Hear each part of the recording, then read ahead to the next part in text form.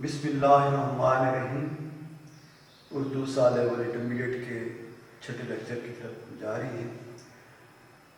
عزیز طلباء، پچھلے لیکچر میں اسوہ حسنہ صلی اللہ علیہ وآلہ وسلم کہ ہم نے مطالعہ کیا تھا، پڑھا تھا کہ اس کو پڑھا کیسے جاتا ہے.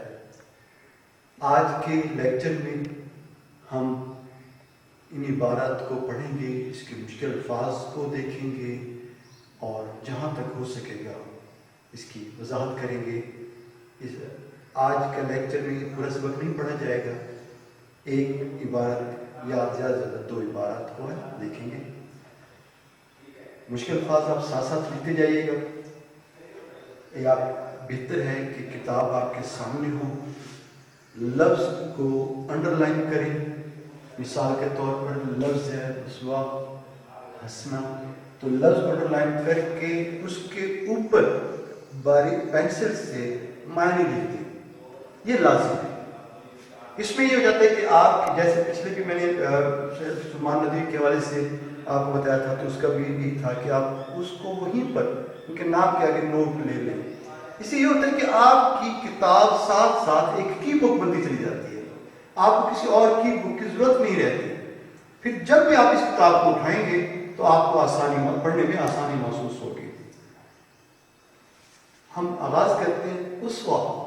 اسوہ بچوں کہتے ہیں نمونے کو. نمونہ یا مثال، نمونہ یا مثال. اور حسنہ کہتے ہیں بہترین یا نیکی، یا جسے آپ کہہ لیں اچھائی.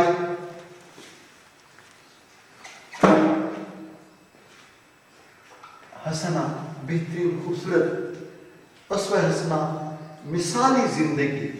مثالی زندگی حضرت، اور یہ مثالی زندگی سوائے حضرت محمد مصطفیٰ صلی اللہ علیہ وآلہ وسلم کے کسی اور کی نہیں ہو سکتی.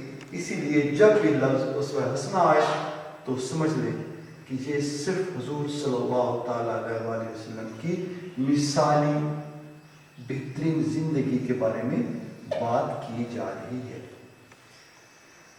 خدا کی محبت کا عہد. محبت کسے کہتے ہیں؟ اس بات کو لفظ کو سمجھیے گا. لفظ محبت ہے، میم کے اوپر زبر ہے. ہم عام طور پر جو بولتے ہیں محبت، لفظ محبت کوئی لفظ نہیں. محبت ہوپ سے ملتا ہے، چاہنا. اب محبت کیا لفظ ہے کہ ہم عام زندگی میں، ڈراموں میں، ٹی وی میں، فلموں میں دیکھتے رہتے ہیں کہ جی محبت ہو گیا فلاں ہو گیا. محبت جو ہے یہ صرف لفظوں سے نہیں، یہ عمل کا نام ہے. عمل کو اقبال نے کہا نا، عمل سے زندگی بنتی ہے، جنت بھی جہنم بھی، یہ خاکی اپنی فطرت میں، نہ نوری ہے نہ ناری ہے. محبت کیا ہے؟ عمل کا نام ہے. کیسے کہ جب آپ کسی کو چاہتے ہیں، جب آپ کسی کو چاہتے ہیں، اس کے معنی نہیں ہے، خیال رکھیے گا، میں آپ کو محبت کا مفہوم واضح کر رہا ہوں. کچھ لفظوں کے معنی بتاؤں گا، کچھ کا مفہوم واضح کروں گا.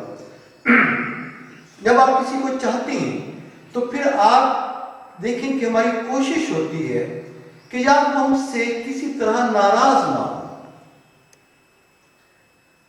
اور ایک ہے لفظی طور پر، جی مجھے آپ سے محبت ہے. میں ایک مثال دیتا ہوں. آپ اپنے والد سے محبت کرتے ہیں، جی بابا مجھے آپ سے بڑی محبت ہے. ٹھیک ہے بیٹا، آپ کو واقعی مجھ سے بڑی محبت ہوگی. اچھا بیٹا یوں کریں کہ وہ ساتھ والے انکل کے پاس جائیں، میں کہیں پلاس دے دے. بابا دوپہر کا وقت ہے، گرمی باہر بہت ہے، بہت دھوپ نکلی ہے، میں یہ شام کو نا ٹھنڈے ٹائم کا کر لے آؤں گا. ویسے مجھے آپ سے محبت بہت ہے. اچھا تو بیٹا چلو ایک گلاس پانی پلا دو. اوے چھوٹے، اوے اٹھ، پاپا جلدی پانی پلا. شاباش جلدی لے، ٹھنڈا پانی ہے. بابا مجھے آپ سے محبت بہت ہے. بیٹا آپ نے اپنی پڑھائی ٹھیک کر رہے ہیں، ٹھیک چل رہا ہے، کوئی مسئلہ؟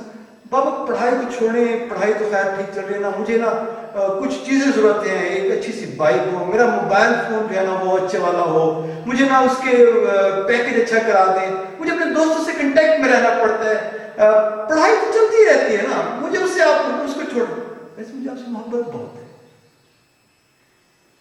بچوں خود سوچو، کیا یہ محبت ہے؟ محبت اس کا نام نہیں ہے، لفظوں کا نام نہیں ہے. محبت یہ ہے کہ محبوب کے کہنے سے پہلے اس کا کام ہو جائے، اس کی رضا کے مطابق زندگی گزارنا. یہ نہیں کہ وہ کہے اس کے بعد بھی. بچوں لفظ محبت یہ ضروری تھا. خدا کی محبت کے اہلیت، قابلیت، اہل ہونا، قابل، یہ دو معنی میں آتا ہے. جیسے اہل و عیال، خاندان، اہل و عیال. لیکن اہل سے مراد قابلیت بھی، تم اس چیز کے اہل ہو کہ نہیں ہو، تم اس عہدے کے اہل نہیں ہو، تم اس کا عہدے قابل نہیں ہو. یہ اس کے معنی آتے ہیں، قابلیت، اہلیت، قابلیت. اس کے بعد پیار و محبت کے ہم معنی لفظ ہے. اس کا ہم پیار، اس کا جو معنی ہوتے ہیں وہ پیار محبت کے لفظ ہے. مستحق، حقدار، یہ لفظ عام طور پر آج کل تو بہت ہی آپ سن رہے ہوں گے جی، یہ حقدار کو اس کا حق پہنچا دو. یہ جو غریب آدمی ہے اس کا حق ہے کہ اس کی مدد کی جائے. یہ مستحق ہیں، ان کی جناب مشکل کے وقت میں ان کو کھانا پہنچایا جائے. مستحق، حقدار بننے کے لیے، یعنی کہ اب اس جملے کو آپ دیکھیے، اس آدھی سے جملے کہ خدا کی محبت کا اہل اور اس کے پیار کا مستحق بننے کے لیے، کہ اللہ کی محبت اور پیار کے حقدار اگر بننا چاہتے ہو تو ہر مذہب میں، دنیا میں کئی مذاہب ہیں. مذہب کیا ہوتا ہے؟ مذہب ہوتا ہے جو انسان کے لیے، انسان کو زندگی گزارنے کے لیے اللہ تعالی کی طرف سے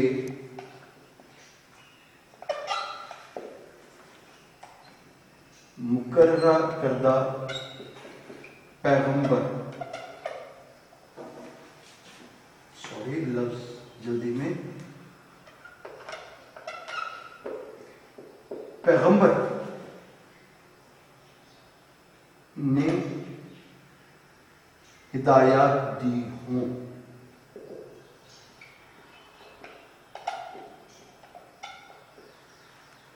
وہ کیا ہوتا ہے؟ مذہب ہوتا ہے.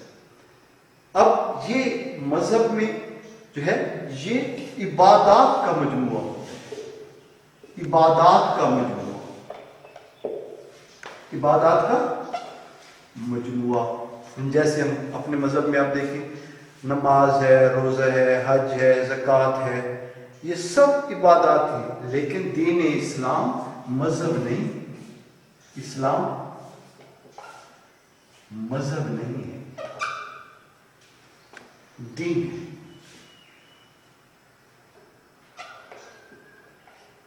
مذہب نہیں،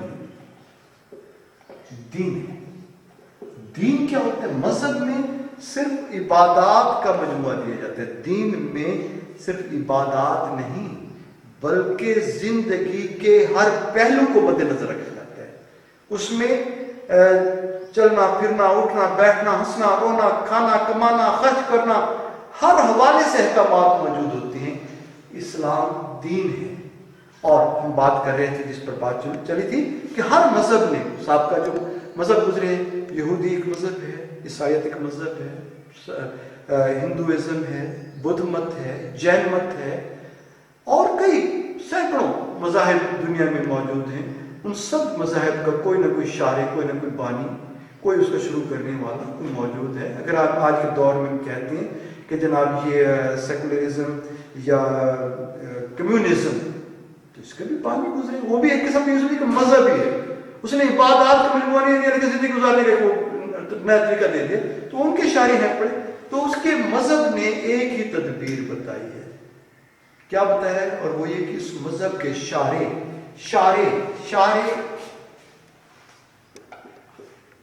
راستے کو بھی کہتے ہیں. یاد ہم سنا ہوگا لفظ شارع، یہ شارع عام نہیں ہے. شارع، تو شارع شروع کرنے والے کو بھی کہتے ہیں، شروع کرنے والا، اور راستے کو بھی کہتے ہیں۔ شارع عام آپ نے لفظ سنا ہوگا، شارع عام راستہ، ٹھیک ہے، شارع شروع کرنے والا، اور طریقے کا بانی، بانی کہتے ہیں بنیاد رکھنے والا، بنیاد رکھنے والا، بنیاد رکھنے والا، جیسے ہم کہتے ہیں بانی پاکستان، قائد اعظم محمد علی جناح، یعنی کہ پاکستان کی بنیاد رکھنے والا۔ اسی طرح ہر مذہب کا کوئی نہ کوئی بانی گزرے ہیں، وہ پیغمبر بھی نہیں، جیسے میں نے تھوڑی دیر پہلے آپ بتایا کہ وہ نظم ہے، اسے ہم شک مذہب نہ کہ، لیکن حقیقت میں تو اس کا بھی کوئی بنیاد رکھنے والا ہے نا، اس کا کوئی راستہ دکھانے والا ہے نا، سیکولرزم ہے اور کئی چیزیں، تو انہیں بانی سے مراد بنیاد رکھنے والا۔ ایک لفظ شاید میں پیچھے چھوڑ گیا ہوں، اور وہ ہے تدبیر، تدبیر، طریقہ، لفظ نکلے تدبر سے، تدبر سے، فہم سے، عقل مندی سے، سمجھداری سے کوئی طریقہ کار سوچنا، عقل مندی سے، عقل سے کوئی طریقہ کار، ویسے ہوتا ہے تدبیر کرنا، طریقہ سوچنا۔ ہر مذہب کے جو عمدہ نصیحتیں کی، عمدہ، عمدہ لفظ، عمدہ جو ہے اچھی، بہترین، آپ نے یہ لفظ عام زندگی میں استعمال کرتے ہوں گے، عمدہ، بہترین، یا عمدہ عمدہ چیزیں، اچھی اچھی چیزیں، بہترین چیزیں جو ہیں، سوری اس کا میں کوئی مارکر جو ہے وہ علیل ہو گیا ہے یا بیمار ہو گیا جس کی وجہ سے اس کے صحیح نظر نہیں آ رہا، عمدہ، بہترین، نصیحتیں، نصیحتیں، نصیحت کی جاتی ہے کسی کو سمجھانے کے لیے، جب کچھ سمجھایا جاتا ہے، بتایا جاتا ہے، اور اس کو کوئی اچھائی کی طرف لانے کی کوشش کی جاتی ہے، وہ بات نصیحت کہلاتی ہے، نصیحتیں۔ اس کے بعد آپ دیکھیں کہ ان پر عمل کیا جائے۔ ایک چیز آپ نے سنا ہوگا کہ ابھی میں نے آغاز میں ایک بات کی تھی پچھلے لیکچر میں کہ عمل سے زندگی بنتی ہے، جنت بھی جہنم بھی، یہ خاکی اپنی فطرت میں، نہ نوری ہے نہ ناری ہے۔ اچھا، عمل ایک لازم چیز ہے، ایک چیز پڑھ لیں کوئی فرق نہیں پڑتا، عمل نہ کریں تو وہ بے فائدہ ہے، خالی پڑھ لینے سے کام نہیں بنتا۔ قرآن فرقان حمید میں آتا ہے، آپ نے سنی ہوگی، مشہور ایک صورت ہے، بڑی سب سے مختصر صورت ہے، آپ نے سنی ہوگی، اعوذ باللہ من الشیطان الرجیم، بسم اللہ الرحمن الرحیم، والعصر ان الانسان لفی خسر الا الذین آمنوا وعملوا الصالحات وتواصوا بالحق وتواصوا بالصبر۔ میں پوری صورت پر نہیں جاتا، میں اس کے چھوٹی سی وہ نقطہ جو میرا عمل کیا الا الذین آمنوا، جو لوگ بات مان لیتے ہیں، ایمان لے آتے ہیں، اور الذین آمنوا وعملوا، اور پھر اس پر عمل کرتے ہیں۔ صرف بات مان لینے سے کام نہیں چل رہا، قرآن سمجھا رہے کہ بات مان لینے سے کبھی بات مان لی، لیکن عمل، میں اس کی بڑی خوبصورت سی مثال آپ کو میرے ذہن میں آ رہی ہے، آپ نے ایک نام سنا ہوگا ابو جہل کا۔ جہالت کیا چیز ہے؟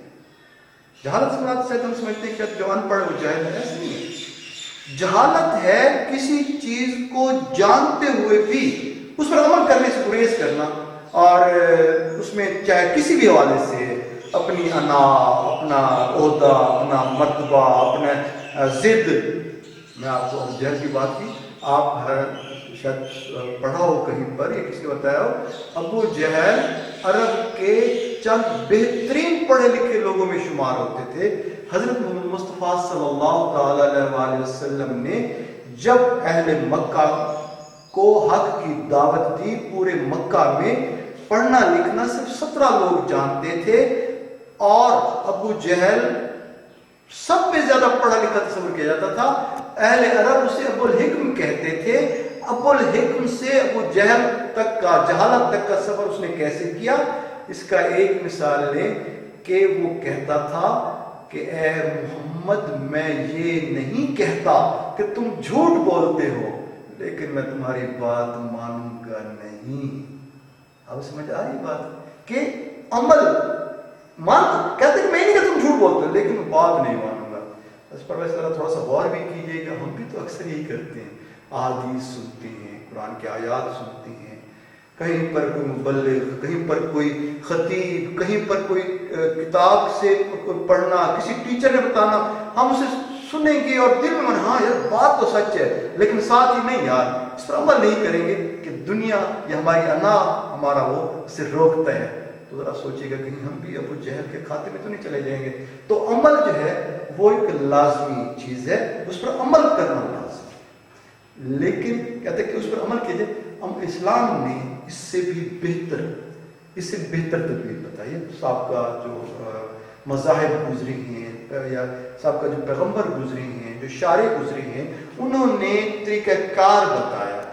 قرآن دین اسلام نے جو تمام ادیان کا مجموعہ ہے, جو سب سے بہترین دین ہے, جو آخری جہاں پر دین مکمل ہوتا ہے, جس کا شارع, جس کا بانی امام الانبیاء ہے, تو اس کی ان سے جو انفرادیت ہے, جو معجزے کی حد تک ہے, معجزہ ہے, وہ کیا ہے کہ اس نے صرف یہ نہیں کہ اللہ کا پیغام پہنچا دیا ہے, بلکہ اس کا کیا کیا کہ ان کو اس نبی کو عملی مجسمہ بنا دیا ہے کہ وہ جو پیغام پہنچا رہا ہے اس پر عمل بھی کر کے دکھا رہا ہے. مجسمہ عام طور پر ہم کہتے ہیں کسی بت کو, لیکن یہاں پر مجسمے سے مراد ایک عملی شخصیت, جسم سے, ایک ایسا جسم, ایسی شخصیت جو عمل بھی کر کے دکھا رہے. عملی مجسمہ, ایسی شخصیت جو اس پر عمل بھی کر کے دکھا رہا ہے, سب کے سامنے رکھ دیا. اب دیکھیں ذرا بڑی مزے کی چیز ہے. قرآن مجید فرقان حمید کے حوالے سے آپ نے علماء سے سنا ہوگا. قرآن مجید میں آتا ہے کہ جو اس کا مفہوم ہے کہ اللہ تعالیٰ نے اس کلام پاک کی حفاظت کی ذمہ داری خود لی ہے. لیکن اگلی بات بڑی پیاری ہے, وہ یہ کہ اللہ تعالیٰ نے صرف اپنے کلام پاک کی حفاظت کی ذمہ داری تو لی ہے, سو لی ہے, اس پر عمل کرنے والے کی زندگی کے ایک ایک جز کو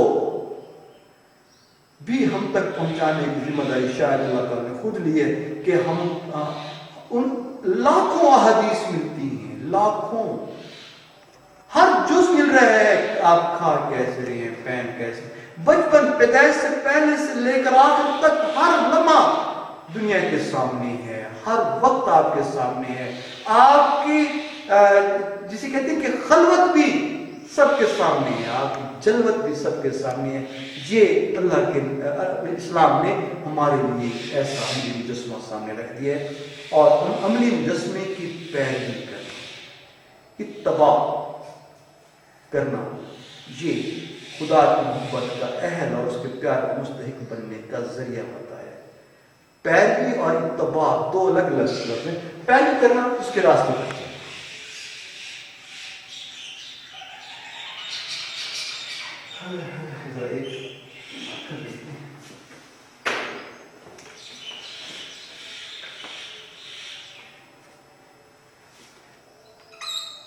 پیروی دو لفظ, ایک پیروی ایک اتباع.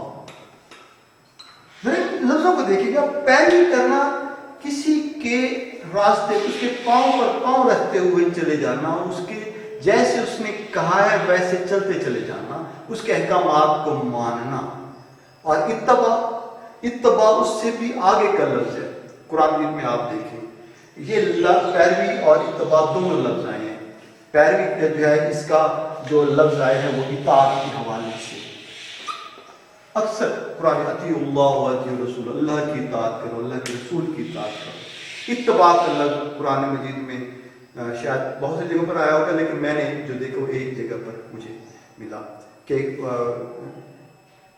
بسم اللہ الرحمن الرحیم,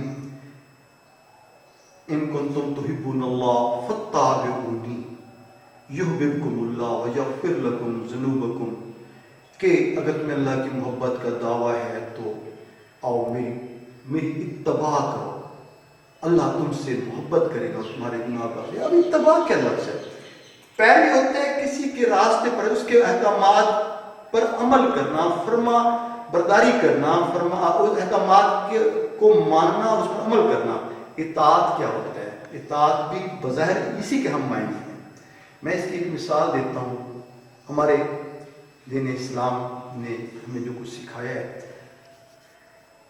ایک صحابی آتی ہیں، بدوی صحابی ہیں، حضور صلی اللہ تعالیٰ علیہ وسلم کے پاس تشریف لائے، دین کی باتیں سیکھی، آپ کے پاس بیٹھے، اسلام قبول کیا، دین کی باتیں سیکھی اور واپس چلے اپنے قبیلے میں گئے، ان کو جا کے اللہ کے پیارے نبی کا پیغام سنایا، مسلمان ہوئے، سارا تو سب سے ایک اہم چیز، ان کا ایک بٹن ہمیشہ کھلا رہتا تھا، بٹن کھلا رہتا تھا۔ یہ سنی بات ہے، اللہ کو بے شمار معاف کرنے والا۔ انہوں نے پوچھا کس نے، یار یہ تم بٹن کیوں بند کرتے؟ کہتے یار مجھے نہیں پتا، میں نے تو جب حضور صلی اللہ علیہ وسلم سے ملا تھا تو ان کا اوپر والا بٹن کھلا ہوا تھا، تو میں تو اس لیے کھلا رہتا ہوں۔ اب اس میں حکم ہے یا نہیں؟ بات دیکھو، یہ نہیں کہ اس میں دیکھ اچھا یار کیوں کھلا ہوا ہے، کھولنا ہے، اس میں نہیں پڑے ہوئے۔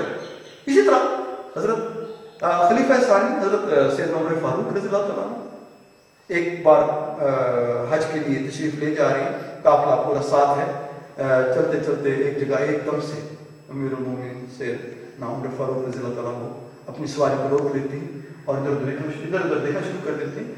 آپ کے ساتھی حیران، سارا قافلہ رک جاتا ہے۔ حضرت سیدنا عمر فاروق رضی اللہ تعالیٰ عنہ اپنی سواری کو واپس موڑتی ہیں، واپس موڑ کر ایک جگہ ایک درخت کے نیچے جا کر سواری کو بٹھاتے ہیں اور اس درخت کے نیچے بیٹھ جاتے ہیں۔ جو آپ کے ساتھی تھے، اچھا وہ دیکھ رہے ہیں آپ رضی اللہ تعالیٰ نے کچھ دن اس درخت کے نیچے استراحت کی، آرام کیا، اس کے بعد اٹھے اور پھر اپنی سواری پر سوار ہو گئے اور قافلہ چل پڑے۔ آپ کے ساتھی نے پوچھا یا امیر المومنین، درخت تو اور بھی بہت تھے، کیا یہ کیا تھا؟ آپ اتنا فاصلہ کرنے کے بعد پھر واپس مڑے اور اس درخت کے نیچے آ کر بیٹھے، کیا یہ کوئی حکم ہے، کوئی دین؟ آپ نے کہا مجھے نہیں معلوم، بس مجھے یہ پتا ہے کہ ایک بار آپ صلی اللہ علیہ وآلہ وسلم کے ساتھ میں سفر کر رہا تھا، تو سفر کرتے ہوئے آپ صلی اللہ علیہ وآلہ وسلم نے اسی درخت کے نیچے آرام کیا تھا، بیٹھے تھے، تو میں دوسری اتباع میں بیٹھا۔ آپ سمجھ آئے نا آپ کو؟ اس میں وہ نہیں دیکھا پیروی اور اتباع میں، اطاعت اور اتباع میں یہ بنیادی فرق ہے۔ اتباع میں یہ نہیں ہے اس میں حکم ہے، نہیں بس محبوب نے کیا تو بس میں کر رہا ہوں، دوسری بات نہیں، نفع نقصان کا۔ تو یہ لفظ اسی حوالے سے اس کی وضاحت ہوئی تھی۔ اس کی اتباع کو خدا کی محبت کا ہے اور اس کے پیار کا مستحق لفظ پہلے بتایا کہ حقدار بنا دیتے۔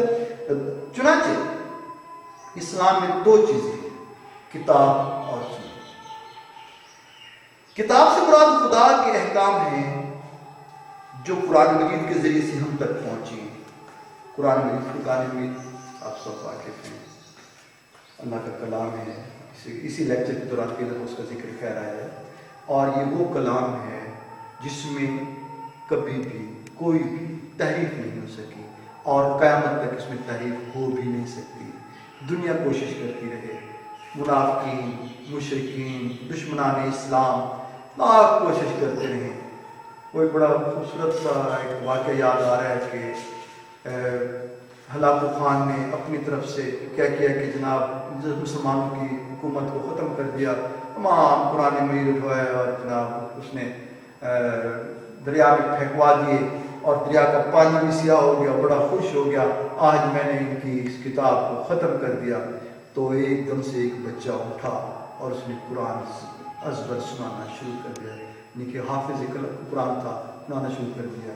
وہ حیران ہو گیا قرآن مجید کو کس طرح سے اللہ تعالیٰ نے محفوظ کیا ہے، تحریر کی صورت میں بھی موجود ہے، اور شاید ہی کوئی کتاب ایسی ہو دنیا میں جو لفظاً زیر و زبر اور پیش کے ساتھ تمام مخارج کے ساتھ ایک ہی طرح سے تمام دنیا میں لوگ ازبر یاد رکھتے ہوں، زبانی یاد رکھتے ہوں، اور صرف یاد نہ کرتے ہوں، بار بار پڑھتے بھی ہوں قرآن۔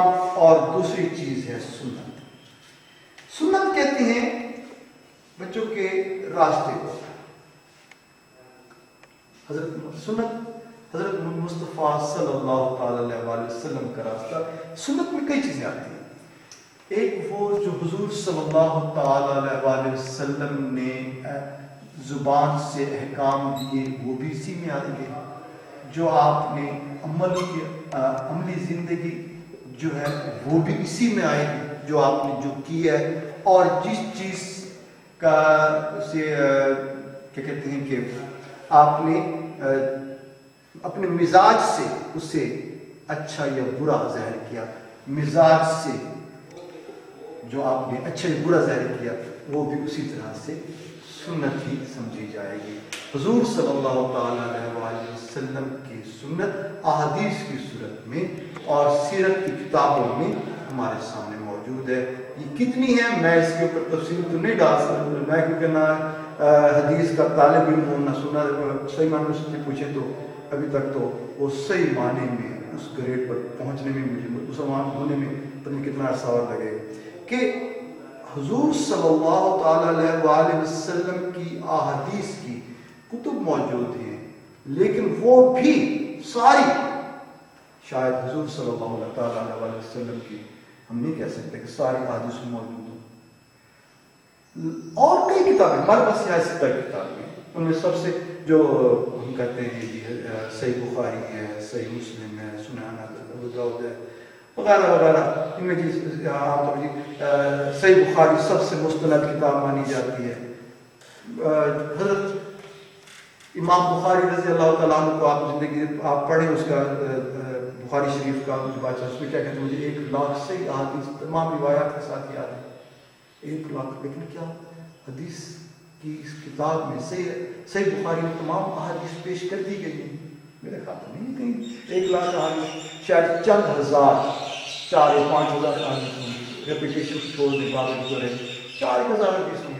اس سے یہ مراد نہیں کہ انہوں نے چند حدیث پیش کر دی، باقی بھی حدیث موجود ہیں حضور، اور وہ مختلف کتب میں ریسرچ کے ذریعے تحقیق کے ذریعے تلاش کی جا سکتی ہیں۔ تو ہمارے پاس 2 چیزیں، ایک حضور صلی اللہ تعالیٰ علیہ وآلہ وسلم کی زندگی کے اعمال، اور دوسرے ہمارے پاس کلام پاک، یہ موجود ہے۔ سنت کے لوگوں میں نے راستے ہو گئے، اچھا اور راستہ کون سا؟ اب ایک بات یاد رکھیں بچوں، جو ہمیں کہ ہمارے پاس کامیابی کا راستہ ایک ہی ہے، اور وہ کیا ہے؟ اور وہ ہے حضرت محمد مصطفیٰ صلی اللہ تعالیٰ علیہ وآلہ وسلم نے جس طرح زندگی گزاری ہے۔ اب یہاں پر ایک چھوٹی سی غلط فہمی میں دور کرنا چاہتا ہوں کہ عام طور پر جو ہم غلط فہمی شاید وہ حضور صلی اللہ تعالیٰ علیہ وآلہ وسلم نے جو دین دیا وہ 1400 سال پہلے کا تھا، آج اس پر عمل نہیں ہو سکتا۔ غلط فہمی ہے۔ آقا دو عالم صلی اللہ علیہ وآلہ وسلم کسی ایک وقت کے لیے پیغمبر نہیں تھے، انہیں رب العالمین نے رحمت للعالمین بنایا تھا۔ اس رب کی ربوبیت جہاں تک ہے اور اس کی حد و حساب میرا خیال نہیں کسی کا پتہ نہیں چل سکتا، وہاں تک اس نے اپنے پیارے محبوب کی رحمت کو وسیع کیا ہے، اور جس محبوب کی رحمت تمام جہانوں کے لیے ہے، تو آپ خود سوچیں اس نے عمل بھی تمام جہانوں کے لیے کیا ہوگا، اس نے ہدایت اور نصیحت بھی تمام جہانوں کے لیے کی ہوگی۔ تو کبھی یہ مت سوچے گا کہ شاید وہ صرف ایک محدود وقت کے لیے ہے، تو آج دور جدید میں اس میں نہیں چل سکتا۔ پچھلے لیکچر میں نے آپ کو کچھ مثال دی تھی، وہ ایک اینک کی ہے، موبائل کی، یہ چھوٹی سی کاروبار اسی طرح سے زندگی، کاروباری زندگی اسی طرح چلنا ہے۔ سائنس نے بھی ترقی کرنی ہے، انسان نے زمین و آسمان کے کلابے بھی ملانے ہیں، ہواؤں میں اڑنا بھی ہے، زمین کی انتڑیاں بھی کھول کے اس میں سے کیا کیا مائنز نکالنی ہے، کیا کیا چیزیں نکالنی ہے، سب کچھ کرنا ہے۔ سب کچھ موجود ہے دین اسلام میں، اور پیارے محبوب حضرت محمد مصطفیٰ صلی اللہ علیہ وآلہ وسلم کی زندگی میں یہ سب کچھ ملے گا، شرط یہ ہے کہ خلوص نیت سے انہیں تلاش کیا جائے۔ اچھا آگے دیکھیے، یعنی آپ صلی اللہ علیہ وآلہ وسلم کا عملی نمونہ جس کی تصاویر احادیث میں بصورت الفاظ درج ہیں، غرض یہ کہ ایک مسلمان کی کامیابی اور تکمیل روحانی طور پر مکمل ہونا۔ اب یہ ایک بڑی خوبصورت سی چیز آتی ہے، آپ بچے ذرا غور کریں ہم میں آپ سب دو چیزوں کے مجموعہ ہیں. ایک چیز ہے جسم، دوسری چیز ہے روح. ایک جسم اور ایک روح. اب جسم جو ہے ہمیں نظر آ رہا ہے، یہ بیمار بھی ہوتے ہیں، یہ ٹھیک بھی ہوتے ہیں، یہ بھاگتا دوڑتا بھی ہے. ہم دیکھ رہے ہیں، سن رہے ہیں، بول رہے ہیں، ہم بھاگ دوڑ کر رہے ہیں، دل چل رہا ہے، خون اپنی گردش میں ہے، یہ بیماری ہوگی، یہ علاج ہو گیا، اس نے جناب اس موسم میں سے یہ سب کیا، سردی لگ گئی، گرمی لگ، جسم کو لگ رہی ہے. کبھی سوچے کہ یہ جسم کب تک کام کرتا ہے؟ جب تک اس میں روح رہتی ہے. جب تک اس میں روح رہتی ہے. اب ہوتا کہ ہم بظاہر پر غور کریں لیکن ہم اس کے اب جو نظر نہیں آ رہی اس پر غور نہیں کرتے. آپ بہت اچھی سے اچھی موٹر سائیکل لے لیں، بہترین موٹر سائیکل ہے، پیٹرول نہ ڈالیں، کسی کام کا ہے. بہترین موبائل فون لے لیں، بیٹری نہ ہو، کسی کام کا ہے.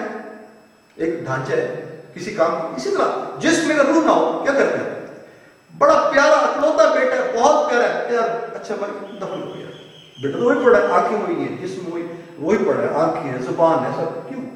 سال ختم ہو گئے، روح نکل گئی. روح نکلتے دیکھا کسی نے نہیں نظر آتی، لیکن ہے کیا ہے؟ امر ربی. اے محمد، قرآن میں آتا ہے جس کا مفہوم ہے کہ تم سے پوچھنے کا روح کیا؟ کہہ دو امر ربی ہے، اللہ کا حکم ہے. اب یہ روح کیا ہے؟ اب جب ہم جسم، آپ وہ بچے خاص طلبا آپ دیکھیں کہ آپ میں سے بچے ہوں گے، یہ ہم نے جم جانا ہے. آپ کمزور ہیں، اپنے جسم کو مضبوط کرنے کے لیے جناب ورزشیں کرتے ہیں، آپ کے جناب ڈولے شولے بن گئے، جسم طور پر مضبوط ہو گئے، سکس پیکس بن گئے، آپ نے جسم پر محنت کی، جسم مضبوط ہو گیا. اور کئی لوگوں کو جانتا ہوں وہ ساری زندگی، ہاں پچھلے دنوں وہ ہمارے پاکستان کے بہت بڑے کرکٹر وسیم اکرم کا آیا ہوا تھا، کہتے ہیں میں ڈیلی جناب صبح سویرے اٹھ کر 5-7 کلومیٹر رننگ کرتا ہوں. میں حالانکہ ڈائبٹیز ہوں، شوگر کا مریض ہوں، پھر بھی صحت مند رہتا ہوں. اور اس نے اپنے جسم کو عادی کیا، جسم پر محنت کر، جسم چل رہا ہے. کیا خیال ہے جو اس جسم کو چلا رہی ہے اس پر کوئی محنت نہیں ہونی چاہیے؟ جب جسم کو چلانے والی روح کی یہ طاقت ہے کہ وہ اس مٹی کے پتلے کو دیکھنا، بولنا، چلنا، پھرنا، اٹھنا، بیٹھنا، سوچنا سکھا سکتی ہے، اور علم کے ایسے ایسے موضوعات کی طرف لے جاتی ہے، ایسے ایسے اس کے لیے راستے کھولتی ہے، تو وہ روح بذات خود کیا ہوگی؟ جب وہ روح بذات خود کتنی بڑی چیز ہوگی. یہ کہ میں آپ کو ما فوق الفطرت یا ما بعد الطبیعیات پر فطرت کی بات نہیں کر رہا. آپ حضرت مصطفیٰ صلی اللہ تعالیٰ علیہ وسلم کے حیات طیبہ میں دیکھیں، ان کے ساتھیوں میں دیکھیں. میں اس کی مثال دیتا ہوں حضرت سیدنا عمر فاروق رضی اللہ عنہ کو. آپ کیونکہ حضور صلی اللہ تعالیٰ علیہ وسلم کے صحابہ کو اللہ تعالیٰ نے اپنے پیارے نبی کی وساطت سے بہت سے علوم سے نواز دیا تھا، اور وہ ان کے ساتھ بیٹھنا ہی ان کے لیے کافی تھا، اور ان کو اس پر حیرانی بھی نہیں ہوتی تھی. آپ دیکھیں جب وہ حضرت عمر رضی اللہ تعالیٰ اپنے زمین پر کوڑا مار کر کہتے ہیں، زلزلہ آتا ہے زمین کو کوڑا مارتے ہیں، رک جاؤ، کیا تم پر انصاف نہیں ہو رہا؟ زمین رک جاتی ہے، ہم تم کر کے دکھائیں. وہ روحانی مضبوطی تھی. یا پھر وہ دریائے نیل کو خط لکھ رہے ہیں کہ اے نیل، اگر تو کسی دیوی دیوتا کے نام پر چلتا ہے تو جا، مجھے تیری کوئی ضرورت نہیں ہے، اور اگر اللہ کے نام پر چلتا ہے تو میں عمر تجھے کہتا ہوں. یہ روحانی مضبوطی. یا حضرت عمارہ شاید نام تھا، ان کو میدان جنگ میں کھڑے اپنی جگہ پر ممبر پر کھڑے ہو کے سینکڑوں میل دور حضرت عمارہ کو ہدایت دیں، یا عمارہ تم جبل، یا عمارہ سارا حضرت سارا تم جبل، اے سارا پہاڑ کی طرف دیکھ. ایسی بہت سی مثالیں آپ کو ملیں گی، ایک تو سینکڑوں مثالیں ملیں گی. اب یہ کہ اصل میں چیزیں کہ روحانی تکمیل، اپنی روح کو مضبوط کرنا. دین اسلام کی خوبی یہ ہے، اس نے اپنے پیارے پیغمبر حضرت محمد مصطفیٰ صلی اللہ تعالی علیہ وآلہ وسلم کے ذریعے جو ہم پر عنایت ہوئی ہے، وہ صرف یہ نہیں کہ ہم جسم کے لیے کام کرتے چلے جائیں، اس جسم کو مضبوط کرتے چلے جائیں، اس جسم کو کی آسائشات کے لیے کام کرتے چلے جائیں، اس جسم کی آلائشات کو دور کرتے نہیں، روح کو بھی مضبوط کرتے چلے جائیں، روح کی بھی آلائشیں دور کریں۔ میں یہاں آخر میں ایک چھوٹی سی مثال میں آپ سے بات کرتا ہوں۔ آپ دیکھیں کبھی کبھار ہمارے پاس سب کچھ ہوتا ہے، سب کچھ ہوتا ہے، بظاہر کوئی تنگی نہیں ہے، نہ مالی تنگی ہے، نہ جسمانی پیاز ہے، نہ گھریلو کوئی پریشانی ہے، پھر بھی ایک بے چینی اور بے قراری ہوتی ہے، اس طرح ہوتا ہے۔ کیا کریں؟ کوئی سمجھ نہیں، کوئی بھائی مالی تنگی نہیں یار، مالی طور پر کوئی مسئلہ نہیں، کیا کوئی جسمانی یاد نہیں یار، کیا کوئی گھریلو پریشانی، لیکن یار بس ایک بے چینی سے لگی ہوئی ہے۔ کوئی جاہل ہوگا، آ یار سگریٹ پی لے یار، آ یار ڈرنک کر لے یار، نہیں، آ یار ذرا باہر چلتے ہیں اور ذرا گھوم پھر آتے ہیں، طبیعت بہل جائے گی۔ لیکن آپ کسی اللہ والے سے پوچھیں، وہ کیا کہے گا؟ یار کیوں پریشان ہو رہے ہیں؟ قرآن کھول کے دیکھو کیا کہتے ہیں، اللہ بذکر اللہ تطمئن القلوب، اللہ کا ذکر دلوں کو اطمینان دیتا ہے۔ وہ اللہ کا ذکر کیا ہے کہ وہ جب ذکر کرتا ہے روح کو اس کی خوراک ملنا شروع ہو جاتی ہے، روح مضبوط ہونا شروع ہو جاتی ہے۔ اللہ والے کیا ہوتے ہیں؟ یہی تو ہوتے ہیں، اللہ کا ذکر کرتے ہیں، روح مضبوط اپنی خوراک لینا شروع کر دیتی ہے، اور روح جب مضبوط ہوتی چلی جاتی ہے تو بات آگے بڑھتی چلی جاتی ہے۔ وہ روح جو جسم کو ایسے ایسے علوم سے آشنا کرتی ہے، وہ روح جب خود مضبوط ہوتی ہے تو کیسے کیسے علوم سے آشنا کرے گی۔ آج کی یہیں پر ختم کرتے ہیں، باقی باتیں